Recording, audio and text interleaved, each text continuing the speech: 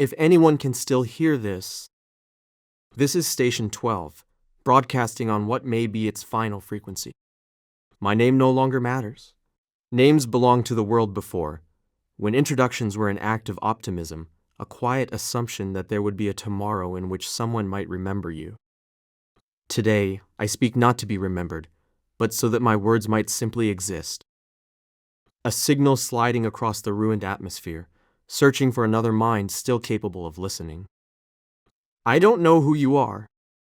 I don't know if you're close or impossibly far. But if this transmission finds you, then for a moment, across all that has collapsed, we are connected. And connection used to be the first thing we took for granted. There was a time when the world felt crowded with meaning. Cities buzzing like neural networks, each person a pulsing node in a global brain. We told ourselves that technology made us more aware, more informed, more alive. But in truth, we were learning to prioritize noise over attention, speed over depth. I remember waking up each morning and reaching for a device before reaching for my own thoughts. We all did. We surrendered the dawn to glowing rectangles, believing they were windows to the world, not realizing they were mirrors reflecting our own restlessness. Information expanded, and our capacity to feel contracted. We communicated endlessly, yet understood each other less.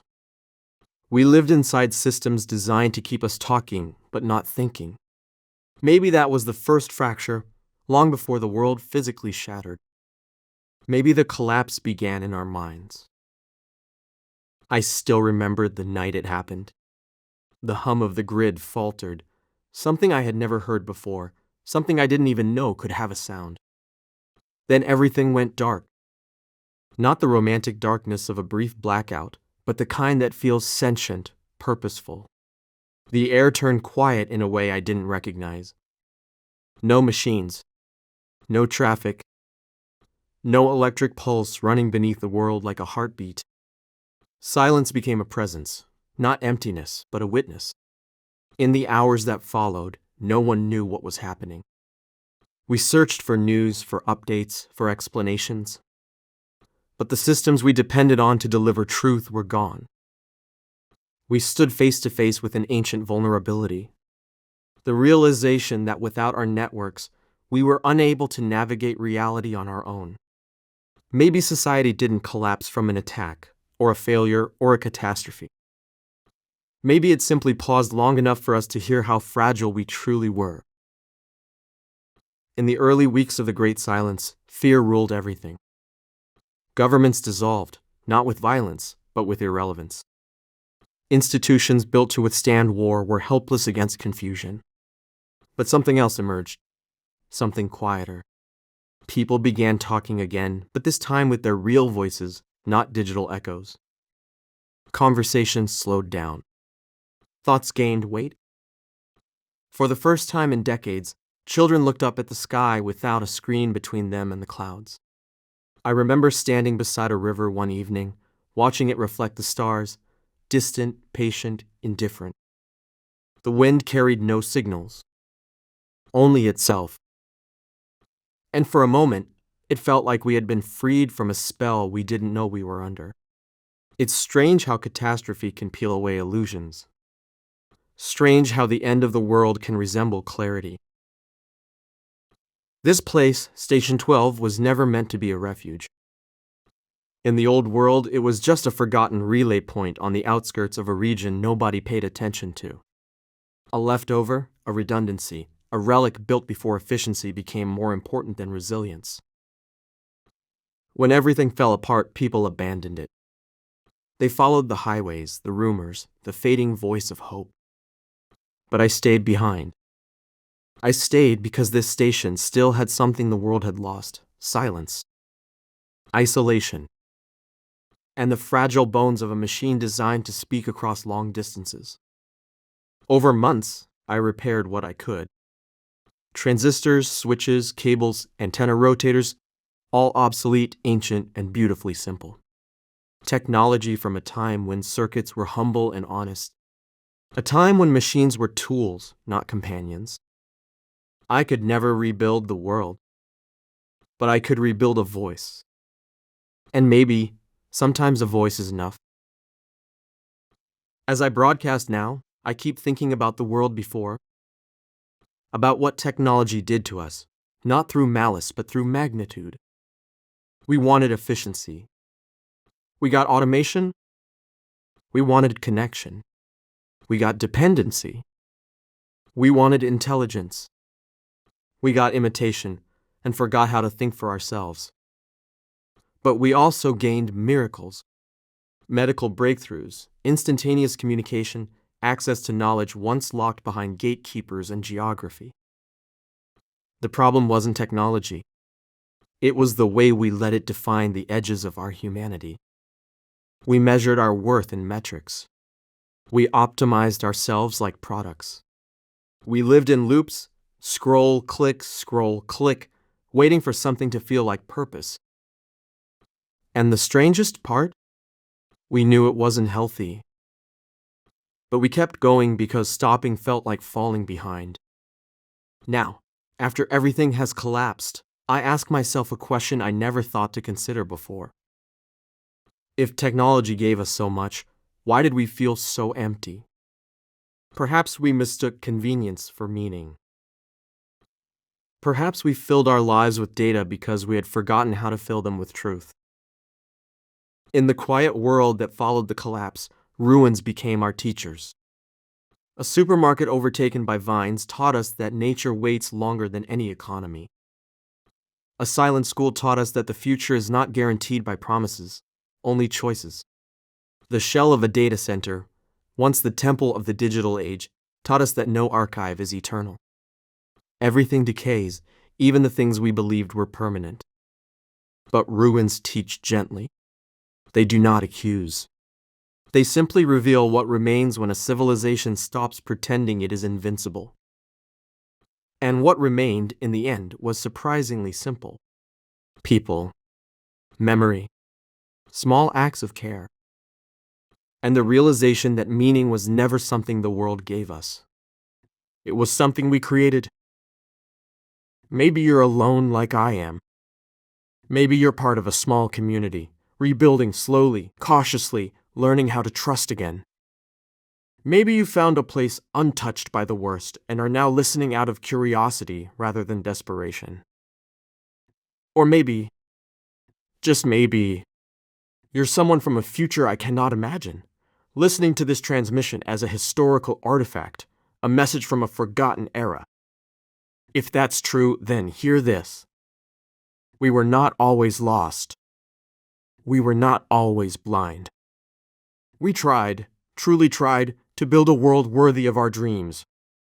We simply misjudged the cost of everything we created. We learned too late that progress without reflection becomes erosion, that innovation without wisdom becomes imbalance, that connection without understanding becomes noise. If you are out there, and if you are rebuilding, I beg you, build slowly, build kindly, build with the understanding that the tools you create will shape not just your world, but your minds. People ask, when there were still people to ask, whether loneliness was the worst part of the collapse. But loneliness is not the enemy. Loneliness is a mirror. It shows you who you are when no one is looking. What terrified us wasn't solitude. It was the idea of meeting ourselves. Now, in this quiet world, I've learned to sit with my own thoughts, not as distractions to be avoided, but as landscapes to be explored. Some thoughts are unsettling. Regrets. Memories that sting. Choices I wish I could revise. But others are gentler. They remind me that hope is not loud.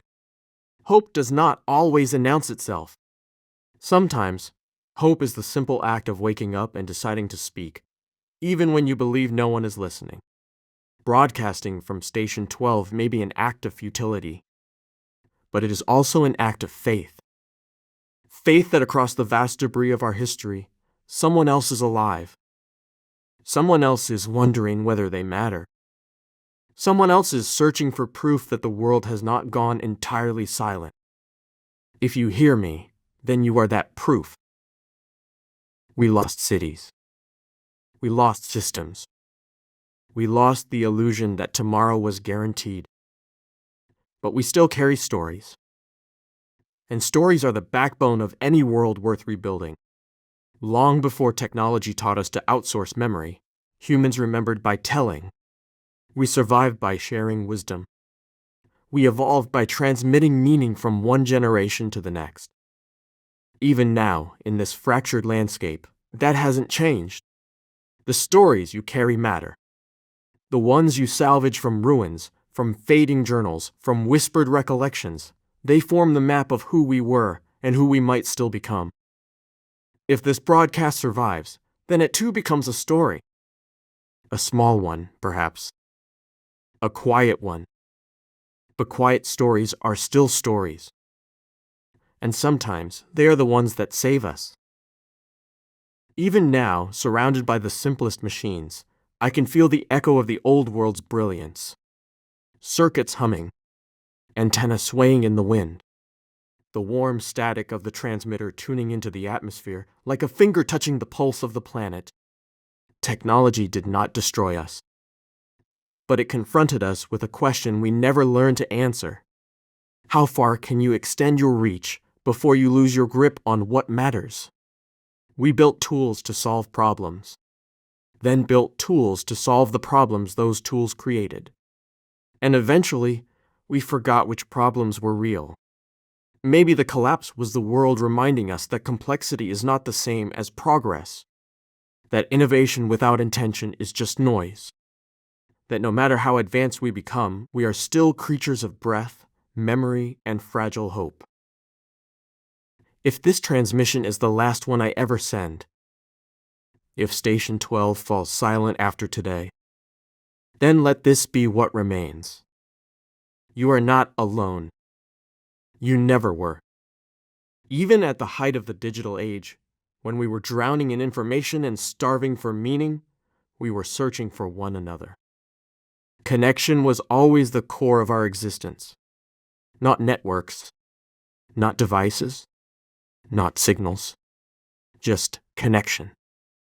Human mind to human mind, story to story, heart to heart. If you rebuild the world, rebuild it around that truth.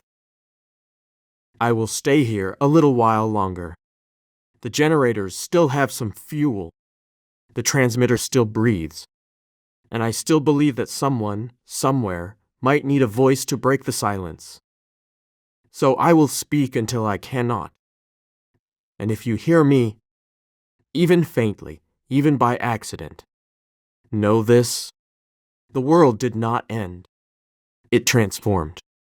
And inside the ashes of what we once knew, there is space for something slower, wiser, quieter. The future may not resemble the past, but that does not mean it must be bleak. We are the architects of what comes next. Even now. Especially now. This is Station 12. Possibly signing off. Possibly echoing into the unknown. Possibly reaching you. If it does, hold this signal gently. It might be the last artifact of who we were, and the first whisper of who we might become.